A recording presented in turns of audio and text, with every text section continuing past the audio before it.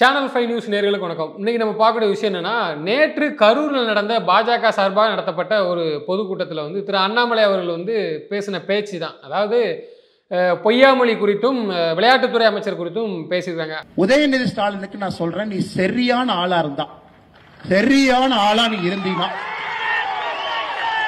உன் வாயிலிருந்து get out Modi நீ சொல்லிப்பார். அன்பில் மகேஷ் பொய்யாமொழி நேத்தனை பார்த்து கேட்கிறாரு, ஏப்பா நீ 3 மொழி கத்துக்க அண்ணாமலை சொல்றியே, உனக்கெல்லாம் என்னையா தகுதி இருக்கு? நான் சொல்றேன், அன்பில் நல்லா கேட்டு, காதுல நல்லா காது திறந்து கேட்டுக்க, நான் சொல்றேன் நல்லா கேட்டுக்க. இதே ஊர்ல 20 வயசு வரை நான் கழிப்பறையை பார்த்தது கிடையாது. அது போன்ற ஒரு குடும்பத்தில் வளர்ந்தவன் நான். அதாவது அவங்க என்ன சொன்னாங்களோ அதுக்கு பதில் கொடுக்கும் விதமாக தான் அந்த பேச்சு இருந்துச்சு. நம்ம அதை அப்படிதான் பார்க்கணும். அது விஷயமாக இன்னைக்கு விளையாட்டுத்துறை அமைச்சரிடம் வந்து பத்திரிகையாளர் கேட்ட கேள்விக்கு வந்து அவர் என்ன சொல்றாருன்னா, முதல் கேள்வி என்ன கேட்குறாங்கன்னா, திரு அண்ணாமலை அவர்கள் வந்து உங்களை குறித்து அந்த மாதிரி விமர்சிச்சுக்கிறாங்களா, நீங்கள் முடிஞ்சா வந்து மோடியை வந்து கெட் அவுட் மோடி சொல்லிப்பார் அப்படின்னு சொல்ல மாதிரி கேட்டிருக்கிறாங்க. இதுக்கு வந்து திரு உதயநிதி விளையாட்டுத்துறை அமைச்சர் வந்து பதில் என்ன சொல்றாருன்னா, காசியில் ஒரு கூத்து நடக்கு தெரியுமா, அதாவது காசியில் ஒரு கூத்து நடக்கு தெரியுமா, அங்கே இப்போ எத்தனை பேர் வந்து இறந்துருக்கிறாங்க, அதை வந்து மேனேஜ்மெண்ட் தெரில அந்த அரசுக்கு, ரயில் பயணங்களாக இருக்கட்டும் அதில் பல பிரச்சனை வருது, கூட்ட நெரிசலை வந்து கண்ட்ரோல் பண்ண தெரில அப்படின்னு சொல்லி இதுக்கு ஒரு பதில் கொடுக்கும் விதமாக பேசியிருக்கிறாரு. தொடர்ந்து பேசியிருக்கிறது என்ன நம்ம வரிசையாக பார்ப்போம். நான் என்ன கேட்குறேன், திரு தமிழ்நாட்டு முதலமைச்சர் அவர்கள் மு.க. ஸ்டாலின் அவர்கள் வந்து விமானம், சர்வதேச விமானம் சாகசம் சொல்லிட்டு சென்னையில் ஒன்று நடத்துனாங்களே, அதில் எத்தனை பேர் இறந்தாங்க, அந்த கூட்டத்தை உங்களால் மேனேஜ் பண்ண தெரியலையா அப்படின்னு ஒரு மிகப்பெரிய ஒரு கேள்வி அதில் இருக்குது. ஏன்னா அன்னைக்கு திமுகவுடைய முக்கிய அமைச்சர்களாக இருக்கட்டும், முதலமைச்சராக இருக்கட்டும், அவர்கள் குடும்பமாக இருக்கட்டும், அவர்கள் குடும்ப உறுப்பினர்கள், அமைச்சர்களது குடும்ப உறுப்பினர்கள் எல்லாரும் வந்து முன்வரிசையில் கலந்துக்கிட்டு விவிஐபி சீட்டெல்லாம் உட்காந்து பார்த்துட்டு போனாங்களா, அதில் அப்பாவி மக்கள் மொட்டை வெயிலில் வந்து நசுங்கி இறந்து போனாங்களா கூட்ட நெரிசலில். அதுக்கு பத்திரிகையாளர் கேட்ட கேள்விக்கு உங்கள் பதில் என்னவா இருந்துச்சு, அன்னைக்கு நீங்கள் இதுக்கு ஒரு என்ன விளக்கத்தை கொடுத்தீங்க, அதை கொஞ்சம் யோசிச்சு பாருங்க. அதாவது கும்பமேளா என்பது வந்து அது காலங்காலமாக தொட்டு நடக்கக்கூடிய ஒரு விஷயம். அது கோயிலில் எப்பவும் கூட்டம் வரும், அது அப்படிதான், அது காசினாலே அது அப்படிதாங்கிற ஒரு இருக்கின்ற பட்சத்தில் வந்து இவர் வந்து இதுக்கு வந்து விமர்சனம் கொடுக்குறாங்களாம். அதாவது இந்த கேட்ட கேள்விக்கு இப்படி ஒரு பதிலை சொல்கிறாங்க. அதை கொஞ்சம் அண்ணாமலை அவர்கள் வந்து பார்க்கணும், அதை பார்க்கணும் அப்படின்னாங்க. அதே நேரத்தில் வந்து பத்திரிகையாளரே கேட்குறாங்க, மத்திய அரசிடம் வந்து நிதி பெற்றுத்தர வக்கு இல்லை அப்படிங்கிறாங்க. நம்ம என்ன கேட்குறோம், 40 எம்பிக்கள் இங்கேருந்து வெற்றி பெற செய்து நம்ம அமிச்சோமே, உங்களுக்கு இதான் வேலையா, அண்ணாமலை அவர்களுக்கு இதான் வேலையா, நீங்கள் என்ன பண்ணிட்டு இருக்கீங்க? அவர் உதயநிதி அவர்கள் சொல்கிறாரு, விளையாட்டுத்துறை அமைச்சர் சொல்கிறாரு, மத்திய அரசிடம் வந்து நிதி பெற்றுத்தர வக்கு இல்லை, அவர்லாம் பேசுகிறாராம் அப்படின்னு சொல்லி பேசியிருக்கிறாங்க. 40 எம்பி நாங்கள் எதுக்கு அமைச்சிருக்கோம்? 40 எம்பிக்கு அங்கே என்ன போய் வேலை இருக்குது? அவங்களுக்கு என்னதான் வேலை? 40 எம்பிக்கு என்னதான் வேலை? அண்ணாமலை அவர்கள் தான் பெற்று போய் தரணுமா? யாருக்குன்னே டங்ஸ்டன் சுரங்கத்துக்கு பெற்று தந்ததை திரு முதலமைச்சர் ஸ்டாலின் அவர்கள் வந்து அதுக்கு வந்து ஒரு தன்னைத்தானே நான் தான் பெற்றுக் கொடுத்தேன் என்று சொல்லி ஒரு பாராட்டு விழா மாதிரி ஒன்று நடத்திட்டு போயிட்டாங்க. அதை அவங்களே கூட்டத்தை கூட்டி அவங்களே மேடை போட்டு என்னமோ மதுரை மக்களே அவங்களுக்கு வந்து நீதியை பெற்று தந்த மாதிரியும் அவர் போய் நடத்தினாங்க. அந்த கூத்துலாம் நடந்துச்சு. இதை வந்து திரு விளையாட்டுத்துறை அமைச்சர் வந்து இப்படி பேசுறாங்களா? யாரு போய் யார் பெற்றுத்தரணும், உங்களுக்கு கேட்க வக்கில்லையா அப்படிங்கிறாங்க. நீங்க திரு கருணாநிதி, முன்னாள் முதல்வர் கருணாநிதிக்கு செலவழிக்கிறதா இருக்கட்டும், பேனா செலவழிக்கிறதா இருக்கட்டும், உங்களுக்கு ஒரு சில விஷயங்கள் மிக அதிக பட்ஜெட் ரயில்வே, அதாவது மத்திய அரசு ஃபுல்லாக மாநில அரசு ஃபுல் அமௌண்ட்டை போட்டுருமோ அப்படிங்கிற ஒரு சூழ்நிலை வரும்போது நீங்கள் எப்படி அங்கே போய் வாங்கினீங்க, 40 எம்பிகள் எப்படி போய் அந்த நிதியை பெற்றீங்களோ அதே மாதிரி இதுக்கு பெற்றுத்தர வேண்டியதானே, மக்களுக்கு தானே செய்ய போறீங்க.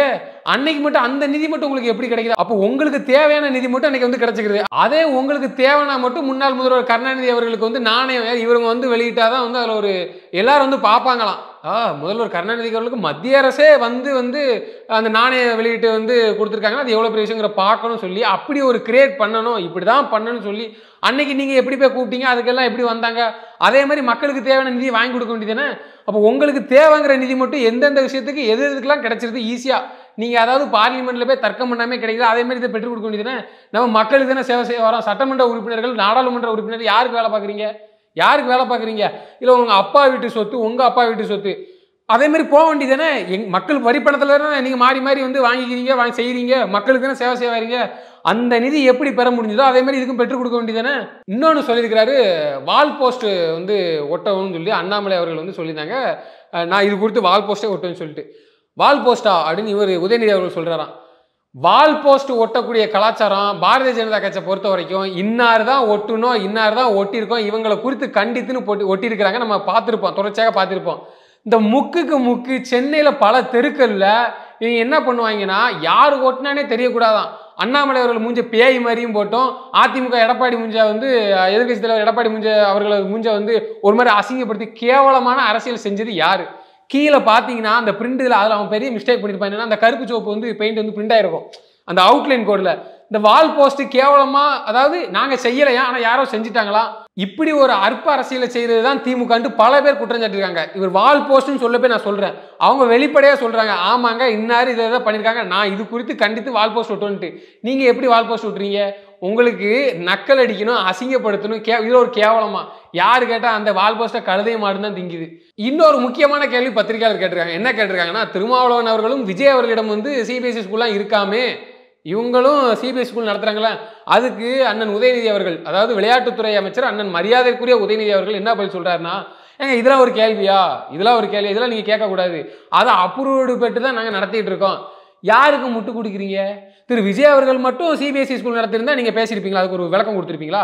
அதுல வேற திரு உதயநிதி அவர்கள் சொல்றாரு, அண்ணாமலை அந்த பேரை கூட நான் சொல்ல மாட்டேங்க, மாநில தலைவர் ஏதோ விஜய் அவர்கள் வந்து கொடி நடதா இருக்கட்டும், புதுசா அரசியல் கட்சி யார் ஆரம்பிச்சாலும் என்ன செய்வாங்கன்னா எல்லா எதிர்கட்சியுமே என்ன சொல்லுவாங்கன்னா ஒரு வாழ்த்து, சரி அவர்கள் பொது சேவைக்கு செய்ய வந்து வாழ்த்துக்கள், இதுதான் வந்து பரவலா எல்லாருமே சொல்லுவாங்க. திரு உதயநிதி அவர்கிட்ட போய் கேட்டா, பத்திரிகை கேட்டா அவர் என்ன சொல்லுவாருன்னா, அவர் போற யுனோவா கார்ல ஃபுல் ஸ்கிரீன்ல வந்து என்ன இருக்கும்னா அவர் நியூஸ் தான் பார்ப்பாரு, தமிழ்நாடு அரசியல முக்கியமா பார்ப்பாரு.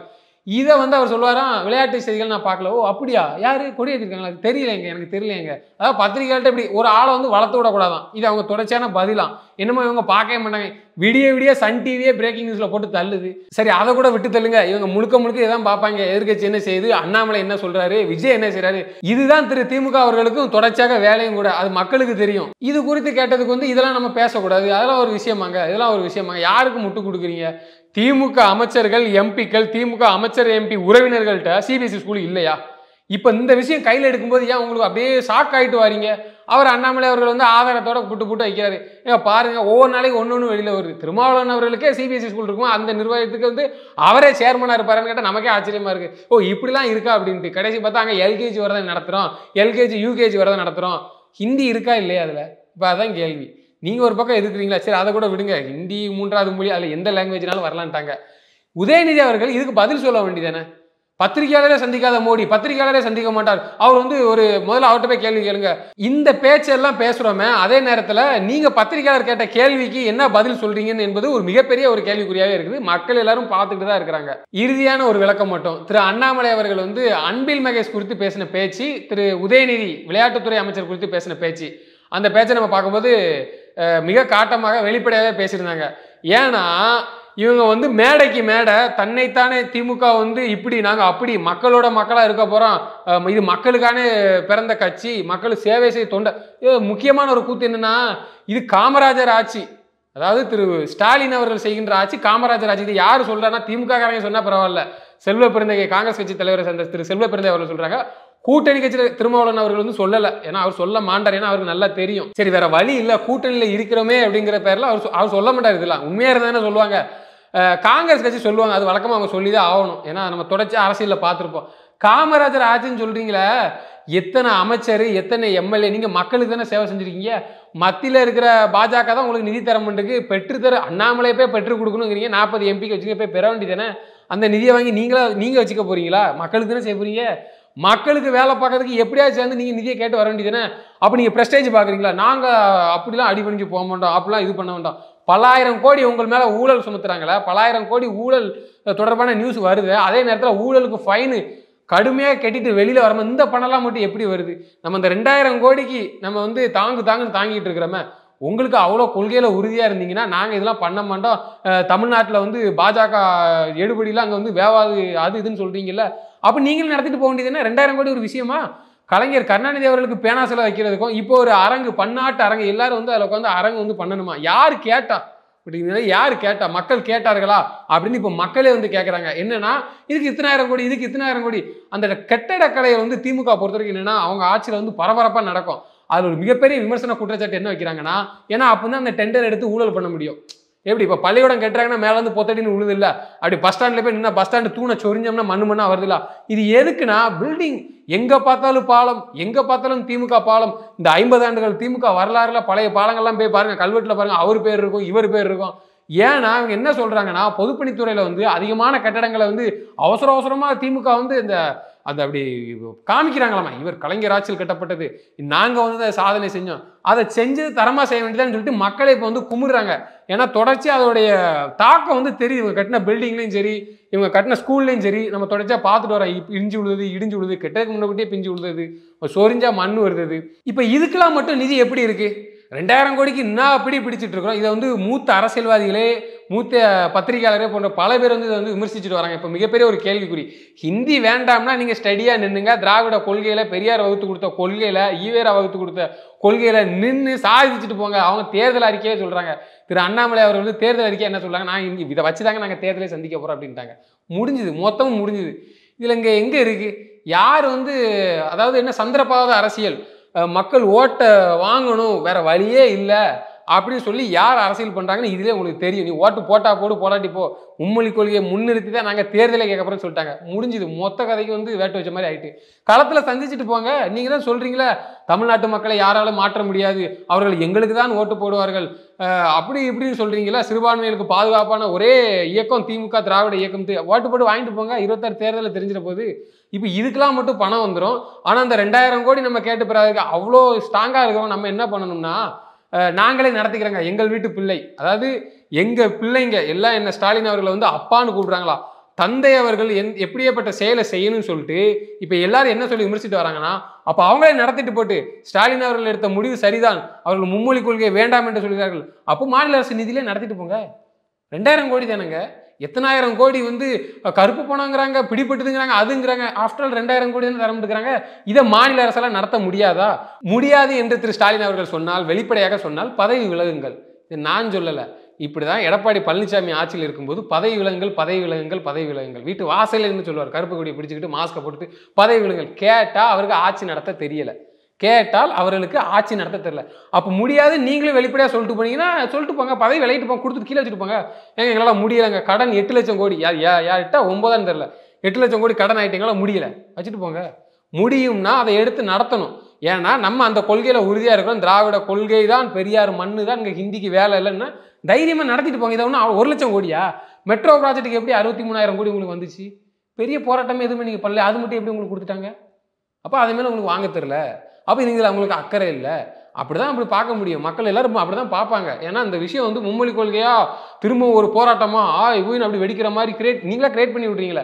இதை வந்து பாஜக வந்து நமக்கு ஓட்டு போட்டு வெற்றி பெற வரும், அண்ணாமலை அவர்கள் இருக்கணும், ஆளுநர் அவர்கள் இருக்கணும், 26 தேர்தலில் தெரிய வரும் எந்த அளவுக்கு வந்து இவங்க வந்து ஒரு நடுக்கத்தில் இருக்கிறாங்கன்ட்டு. உண்மையும் கூட தான். அப்படி இல்லாமையா பாராளுமன்ற தேர்தலில் பாஜக வந்து 18% வாக்கை வந்து நிரூபிச்சுட்டு போனாங்க. அதுமாதிரி அவங்க தனியாக நின்னாலும் அவங்களுக்கு பலம் தான். அதான் ஒரு உண்மையும் கூட.